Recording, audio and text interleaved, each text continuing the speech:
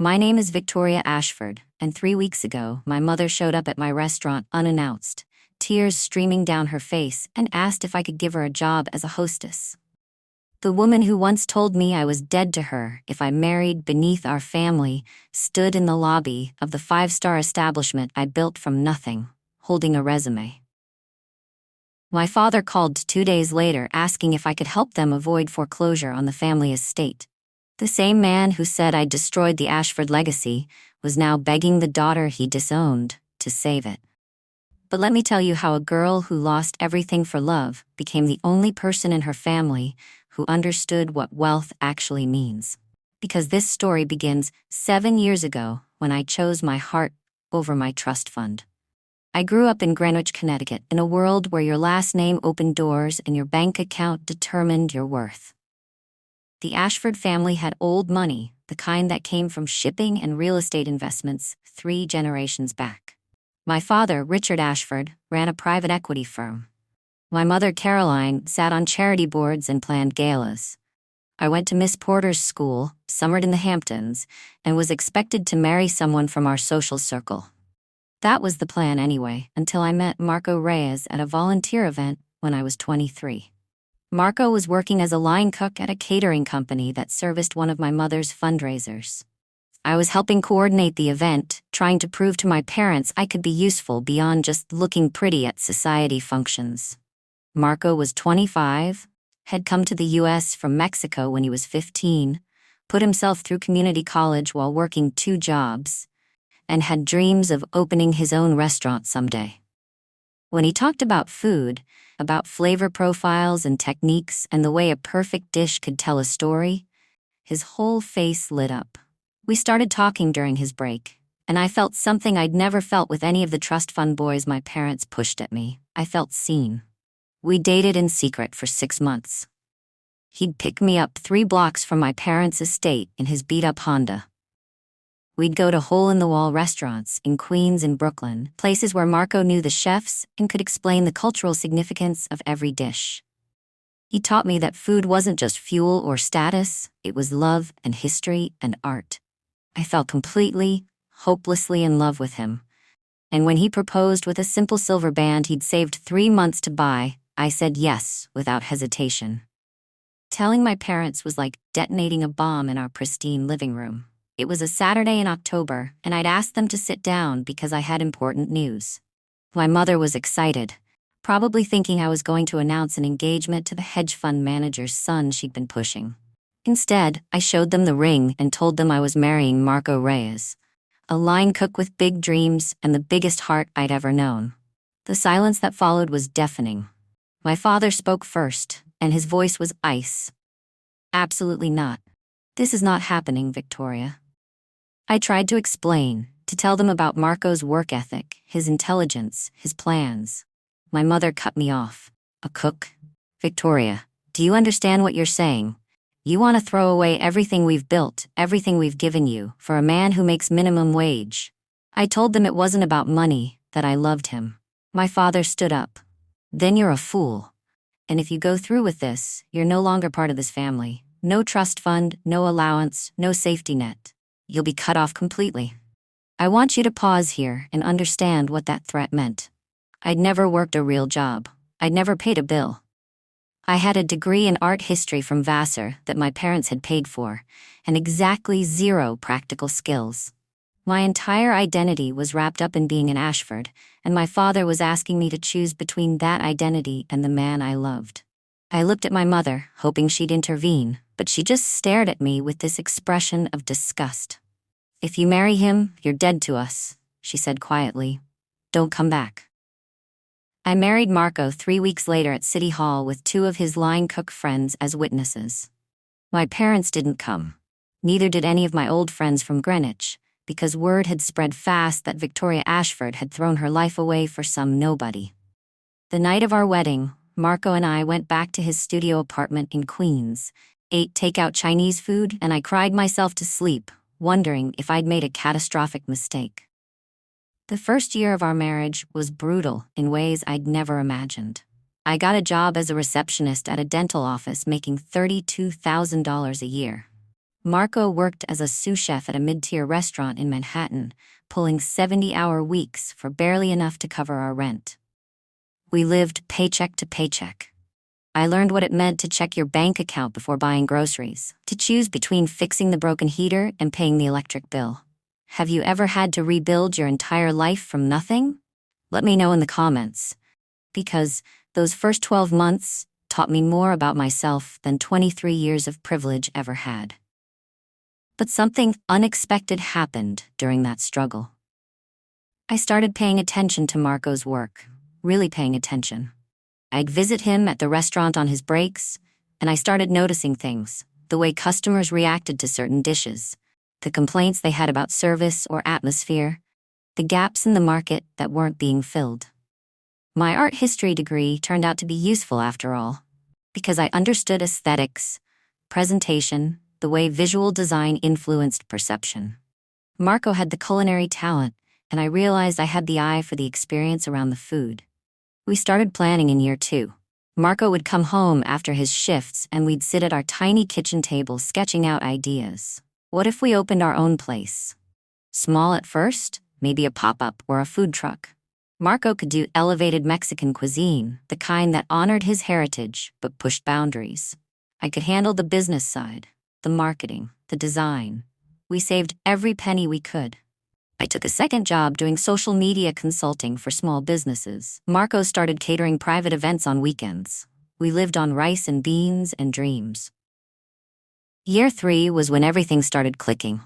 We launched a weekend pop-up dinner series in a rented kitchen space in Brooklyn. 20 seats, 1 seating per night, 5-course tasting menu for $60 a person. Marco's food was extraordinary. Dishes that told stories of his grandmother's kitchen in Oaxaca, filtered through French technique and modern presentation. I handled everything else: the Instagram marketing, the tablescapes, the playlist, the flow of the evening. We sold out every weekend within hours of posting. Food bloggers started coming. Then came a write-up in Eater, then one in the Times. Suddenly we weren't just surviving, we were building something. By year 4 we had enough saved, plus a small business loan, to open a real restaurant. We found a space in Brooklyn, a former auto shop with good bones and cheap rent. We did most of the renovation ourselves, working nights and weekends for 6 months. Marco taught me how to install tile. I taught him how to use design software. We opened Casa Reyes in the spring, 45 seats, open kitchen, Marco's elevated Mexican cuisine with my aesthetic vision. The first night we served guests, I stood at the host's stand watching people's faces as they tasted Marco's mole negro, and I cried. Not from sadness this time, but from pride. The restaurant took off faster than we'd ever imagined. Within 6 months we had a wait list 2 weeks long. Within a year we were breaking even and actually paying ourselves decent salaries. By year 5 we opened a second location in Manhattan, bigger and bolder. Marco was getting invited to cook at food festivals. Magazines wanted to profile us. We weren't rich yet, not by my family's standards, but we were successful and we'd built it ourselves. I didn't hear from my parents during any of this. Not a word in 5 years. I'd sent a card when we opened the first restaurant, with a handwritten note saying I hoped they were well, and that the door was always open if they wanted to reconcile. It came back unopened, returned to sender, written on the envelope in my mother's handwriting. That hurt more than I wanted to admit, but I had Marco and had a life I'd built with my own hands, and that had to be enough. Then came year 6, and that's when the first crack appeared in my parents' perfect world. I saw the news on LinkedIn. Ashford Capital Partners was under investigation by the SEC for potential securities fraud. My father's firm had apparently been involved in some questionable deals, over-leveraged investments that collapsed when the market shifted. I felt a twinge of concern, but told myself it wasn't my problem anymore. They'd made it clear I wasn't family. The investigation dragged on for months. I followed it peripherally through news articles and gossip I heard from old Greenwich connections who'd somehow found me on social media. My father's firm was hemorrhaging clients. Assets were being frozen. There was talk of criminal charges. My mother had to step down from her charity boards due to the scandal. The Ashford name, which had meant prestige and power my entire childhood, was becoming synonymous with fraud and failure. I should have felt satisfaction, maybe even vindictive pleasure. The parents who disowned me were getting their comeuppance, but mostly I felt sad. Sad that they'd built their entire identity on money and status, and now that it was crumbling, they had nothing left. Marco and I talked about it one night over wine in our apartment, which was now a nice 2-bedroom in a good neighborhood. "Do you think you'll hear from them?" he asked. I shook my head. They'd rather lose everything than admit they were wrong about us. I was wrong. Year 7 brought the moment I described at the beginning of this story. It was a Tuesday evening, and I was at Casa Reyes, Manhattan, going over the books in my office when our hostess called. "Victoria, there's a woman here asking to see you. She says she's your mother." My heart stopped. I walked out to the lobby, and there she was. Caroline Ashford, who I hadn't seen in 7 years, wearing a dress that was nice but outdated, her hair not professionally styled for once. She looked smaller somehow, diminished. And she was crying. "Victoria," she said, and her voice cracked. "Can we talk?" I took her to my office. She sat in the chair across from my desk in the space I'd built, surrounded by the evidence of my success, and she broke down. "Your father's firm is finished. The SEC fined him everything. We've had to sell the Greenwich house, the cars, most of everything. We're living in a rental in Stamford. And She paused, wiped her eyes. "I need to ask you something, and I have no right to ask, but I'm desperate. Do you have any job openings? I need to work, Victoria. I've never worked a day in my life, and I'm 57 years old and I need to work." I sat there processing this surreal moment. The woman who'd told me I was dead to her was asking me for a job. Part of me wanted to throw her words back at her, to tell her she was dead to me now. But I looked at her, really looked at her, and I saw something I'd never seen before. Fear. Humility. The complete destruction of the armor she'd worn her whole life. "What about Dad?" I asked quietly. She shook her head. "He's too proud to come. He wanted me to come alone. Victoria, we're going to lose the rental if we don't find income. We have maybe 3 months before we're..." She couldn't say the word. "Homeless." The Ashfords, homeless. I told her I'd think about it and asked her to come back in 2 days. That night, Marco and I had the most important conversation of our marriage. "What do you want to do?" he asked. I didn't know. Part of me wanted justice, wanted them to feel the abandonment I'd felt. But another part, the part that had learned actual values during 7 years of struggle and triumph, knew that revenge wasn't the answer. "If I hire her," I said slowly, "I need her to understand it's real work, not charity. She'll be a hostess, minimum wage plus tips, and she'll work for it." Marco nodded. "And your father?" I thought about that. "He has to ask me himself, face to face. No intermediaries." My mother came back 2 days later. I offered her the hostess position, 40 hours a week at $15 an hour, and she took it without hesitation. Watching Caroline Ashford learn to use the reservation system, to greet guests with a smile, to deal with difficult customers, was surreal. But she worked hard. She showed up on time, she didn't complain, and slowly, week by week, I saw her transform into someone I'd never known. Someone humble, someone grateful. My father took another month. He finally called me on a Thursday, and his voice on the phone was barely recognizable. "Victoria, I need to talk to you." We met at a coffee shop in Stamford, neutral territory. He looked old, that was my first thought. Richard Ashford, who'd always been imposing and controlled, looked defeated. "I was wrong," he said, and those words hung in the air between us. "About Marco. About you. About everything that matters.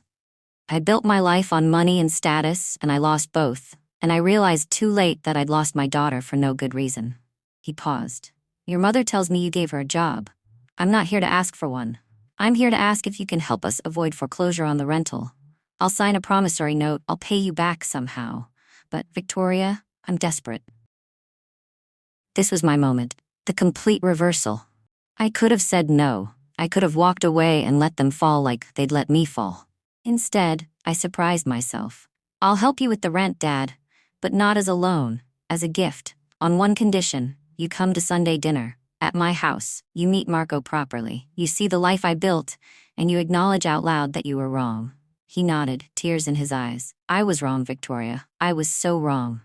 That Sunday dinner was 3 weeks ago. My parents came to the brownstone Marco and I bought last year in Park Slope. My mother brought flowers. My father shook Marco's hand and apologized, really apologized, for the things he'd said 7 years ago. Marco, being Marco, gracious and kind, accepted it. We ate the meal Marco prepared, birria tacos and homemade tortillas, and tres leches cake, and my father said it was the best meal he'd had in years. My mother asked Marco about his grandmother's recipes, and slowly, painfully, we started to rebuild something that looked like family. I'm not going to pretend it's all fixed. My mother still works at my restaurant, and there are awkward moments when old Greenwich friends come in and recognize her. My father is looking for work, humbled and uncertain in a way that's hard to watch. But here's what I learned through all of this. Wealth isn't money. Wealth is knowing who you are when everything else is stripped away. My parents built their lives on sand, and when the tide came in, they had nothing left. I built my life on love and hard work and real values, and when the storms came, I stayed standing. I help them now because I can, not because I owe them anything. I paid their rent for 3 months while my father looks for work. My mother earns her paycheck honestly, and I respect her more for that than I ever did when she was planning galas. We have Sunday dinners most weeks now, and it's strange and sometimes tense, but it's real in a way our relationship never was before. Marco and I are opening our 3rd location next spring, this one in Los Angeles. We're being featured in Bon Appetit next month. We have a life that's completely ours, built from nothing, and nobody can take that away. My parents lost everything because they never understood what everything actually meant. I gained everything because I was willing to risk it all for what mattered. Where are you watching from? Drop your country in the comments. I love seeing where these stories reach. If you think this story of choosing love over money was powerful, wait until you hear about the executive assistant who was told she was just support staff at a corporate law firm. She spent 3 years studying law at night, passed the bar, and came back to the same firm as a lateral hire partner, making triple what her old boss earned. The look on his face when she walked into that first partner meeting is the kind of poetic justice that restores your faith in hard work. That story's coming next, and it'll show you exactly what happens when someone underestimates quiet determination. Thanks for watching.